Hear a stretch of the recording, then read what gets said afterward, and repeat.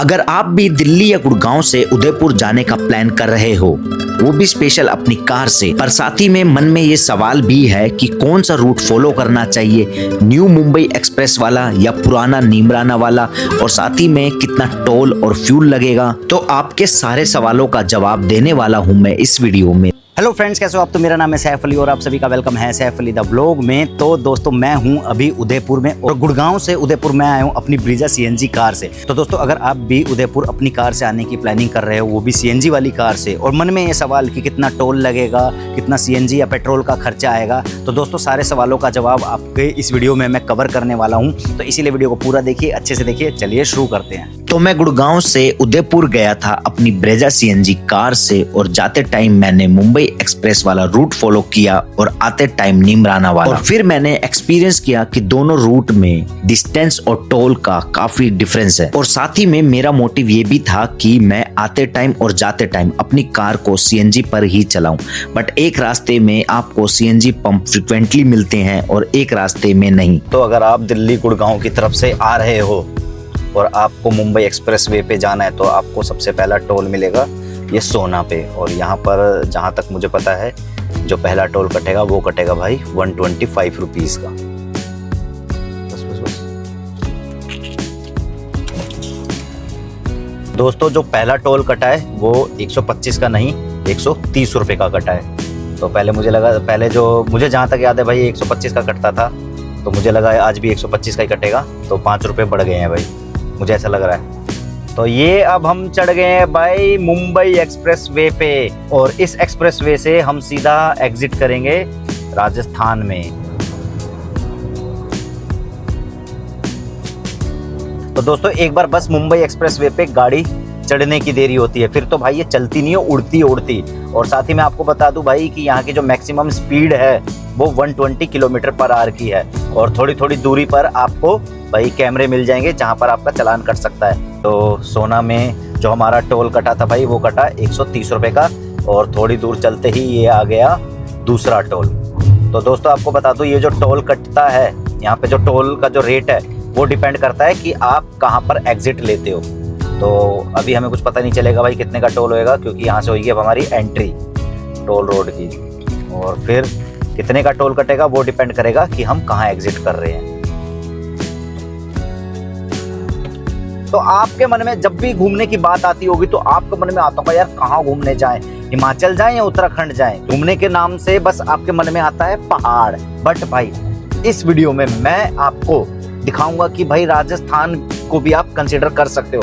जो लोग राजस्थान को साइड रख देते हैं घूमने के टाइम, राजस्थान को लेकर उनके मन में कोई ख्याल ही नहीं आता, तो भाई अगर आप मेरी इस राजस्थान वाली प्लेलिस्ट को देखोगे ना भाई, तो मजा आ जाएगा। पूरी कोशिश रहेगी कि मैं राजस्थान की अनएक्सप्लोर्ड चीजों को एक्सप्लोर करूं और आपको दिखाऊं राजस्थान का एक दूसरा साइड। जब भी आपका घूमने का मन करे तो आप सोचो भाई हाँ, यहाँ पर भी एक बार जरूर जाना है। अगर आप दिल्ली मुंबई एक्सप्रेस वे पे चल रहे हो, तो इसका ये मतलब नहीं है कि अब आपको कोई पेट्रोल पंप वगैरह, सीएनजी पंप वगैरह नहीं मिलेगा।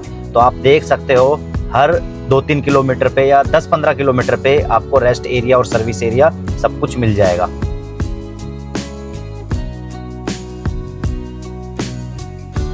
तो दोस्तों, यहाँ पर सीएनजी पंप तो था, मतलब बोला जाए तो सीएनजी पॉइंट तो था, बट यहाँ पर अभी सीएनजी अवेलेबल नहीं थी।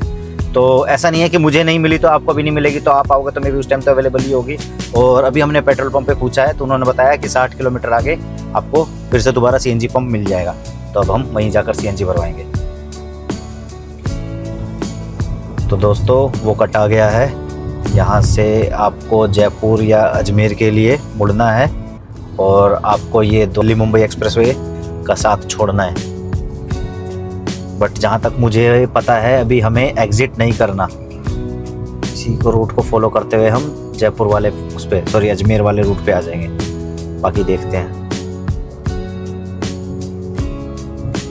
तो दोस्तों, अब हम दिल्ली मुंबई एक्सप्रेसवे को छोड़कर आ गए हैं बांदीकुई एक्सप्रेसवे पे।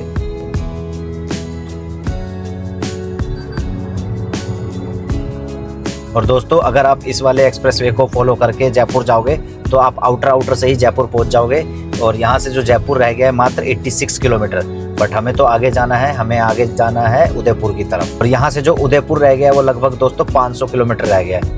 तो ये बांदी कुई वाले एक्सप्रेस वे से जाने का एक तो फ़ायदा है कि कोई भी ट्रैफिक नहीं मिलेगा, आप सिटी के बाहर से जा रहे हो, इससे आपका टाइम भी बचेगा।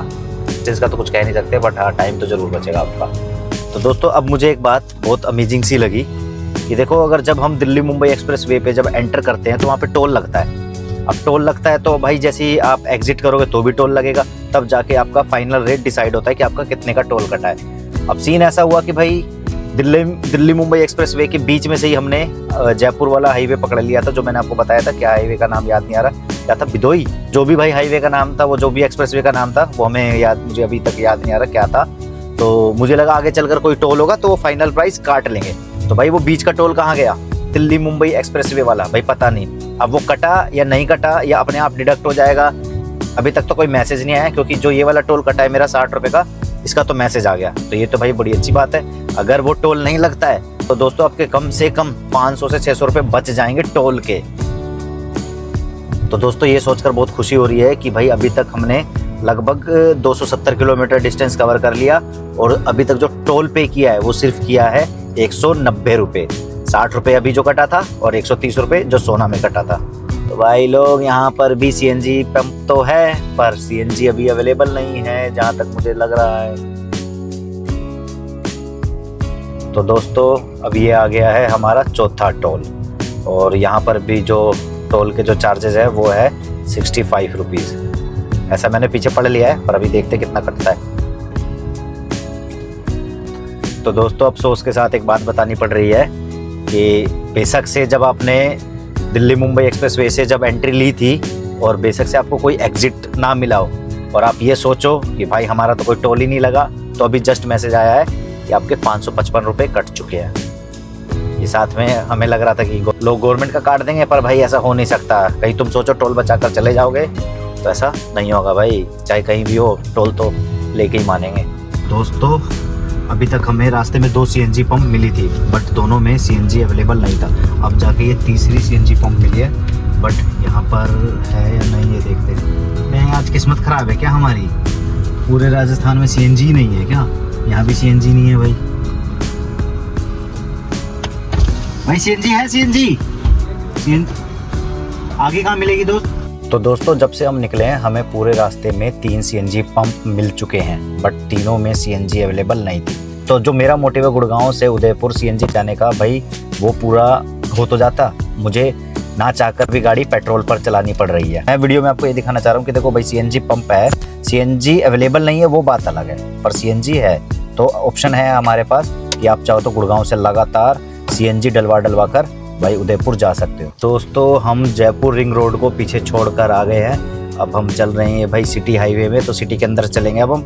और इस रोड से ये फ़ायदा हुआ कि हम जो जयपुर है ना वो बीच रास्ते में आया ही नहीं, जयपुर पीछे ही निकल गया है। और यहाँ से जो उदयपुर अब रह गया है वो रह गया 381 किलोमीटर। तो दोस्तों काफ़ी देर बाद जाकर हमें अब जाके ये सीएनजी पंप मिला है। और मैं आपको बता देता हूँ भाई राजस्थान में जो रेट चल रहा है वो चल रहा है 91 रुपीज़ 0.91। हाँ भाई, और प्रेशर भी सही है। तो दोस्तों जब से भाई जयपुर रिंग रोड वाला रोड क्रॉस किया है और हम सिटी हाईवे में आए, तो भाई एक तो यहाँ पे काफ़ी सारा ट्रैफिक है, बीच बीच में भाई बहुत सारे ट्रक चलते रहते हैं, तो जिसकी वजह से हमारी जो स्पीड है वो बन नहीं पा रही। कहीं कहीं पे बनती है स्पीड तो कहीं पे नहीं बनती, तो लगभग 70-80 स्पीड पे ही चलती रहती है। और हर 40-50 किलोमीटर पे यहाँ टोल भी आ रहा है भाई। तो ये आ गए दोस्तों हम किशनगढ़ से 7-8 किलोमीटर पहले होटल हाईवे किंग में राजस्थान के अंदर।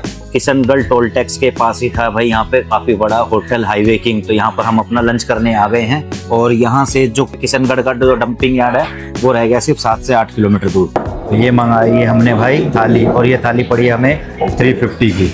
तो दोस्तों आपको एक चीज़ सजेस्ट करना चाहूँगा कि अगर आप दिन के टाइम उदयपुर के लिए जा रहे हो, रास्ते में आपको किशनगढ़ नाम की जगह पड़ेगी, तो वहाँ पर डंपिंग यार्ड है जो कि स्नो यार्ड के नाम से फेमस है भाई। 1 नंबर की जगह, एकदम देखने लायक है। तो मैं आपको सजेस्ट करूँगा कि आप भी वहाँ ज़रूर जाए। मैं भी वहाँ पे गया था भाई, मज़ा आ गया, और उसकी आपको एक सेपरेट वीडियो मिल जाएगी। तो भाई उदयपुर के लिए जा रहे हो तो भाई ये जगह बिल्कुल भी मिस मत करना। अनएक्सपेक्टेड जगह भाई, एकदम अनएक्सपेक्टेड। भाई आप सोच नहीं सकते कि राजस्थान में भी आपको एक ऐसी जगह दिख सकती है। तो ये अब आ गए हैं दोस्तों हम उदयपुर वाले हाईवे पे, जो कि किशनगढ़ से टर्न लेकर आना होता है। तो यहाँ से जो उदयपुर है लगभग 300 से 350 किलोमीटर ही रह गया है।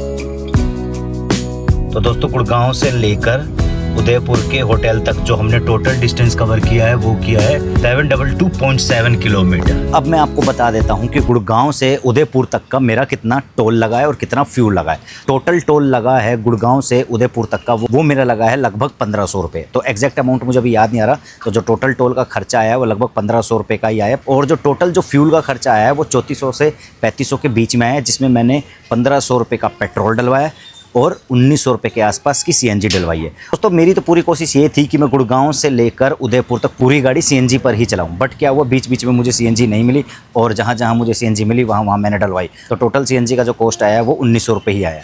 और दोस्तों उदयपुर निकलने से पहले जो गुड़गांव में मैंने 1500 रुपये का पेट्रोल डलवाया था वो पेट्रोल अभी भी बचा हुआ है, जिससे मैं अभी बचा कुचा उदयपुर कवर कर रहा हूँ।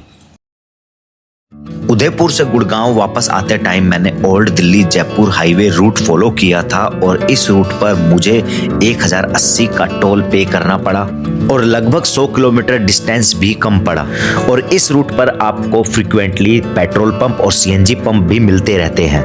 तो मैं आपको सजेस्ट करना चाहूंगा कि अगर आप दिन के टाइम निकल रहे हैं तो आप दिल्ली मुंबई एक्सप्रेसवे को फॉलो करें, और अगर आप रात के टाइम निकल रहे हैं तो आप ओल्ड दिल्ली जयपुर हाईवे को फॉलो करें। और दोस्तों साथ ही मैं आपको बताना चाहूंगा कि दिल्ली जयपुर हाईवे पर आपको ट्रैफिक भी मिल सकता है और बीच बीच में कहीं कहीं पर रास्ते भी खराब आ सकते हैं।